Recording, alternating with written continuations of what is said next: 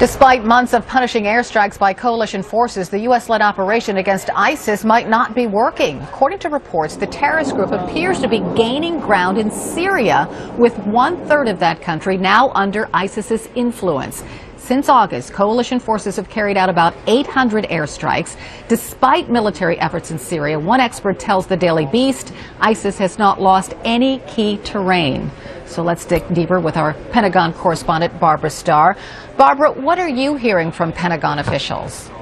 Good morning, Carol. I just finished talking to a senior official here, and he says their information, the U.S. military believes the situation in Syria with ISIS-controlled territory has been fairly static since November. But what the military is emphasizing is these airstrikes were never meant to solve the ISIS problem in Syria. And the Pentagon, to be clear, has been saying that right since the beginning. Airstrikes are not the solution, they say. The other part of the strategy, of course, is to arm the moderate Syrian opposition, get them up and running, get them fighting ISIS, the Assad regime, dozens of other rebel groups. Syria, a very complicated situation on the ground because unlike over in Iraq, you don't have any intelligence really from the ground. You're not working with a country that has asked you in there.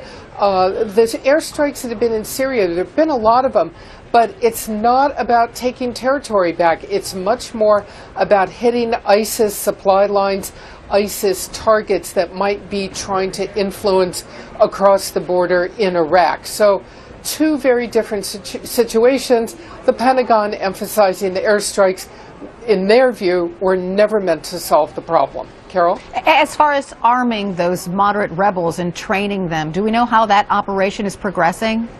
Well, just the very beginning stages are in the works of trying to vet people, make sure that they legitimately, if you will, are moderate rebels, that if they do train them, if they give them arms, they're not going to just go back and take up arms in some other fashion, if you will, that they really will go back and fight.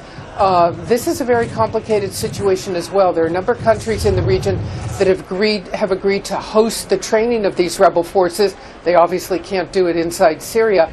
But, I don't think anybody in the Pentagon is overly cheerful about any of this. It'll take a good long while.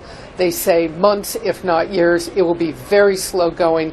ISIS, interesting, across the border in Iraq, the feeling is that ISIS may be a little more stagnant.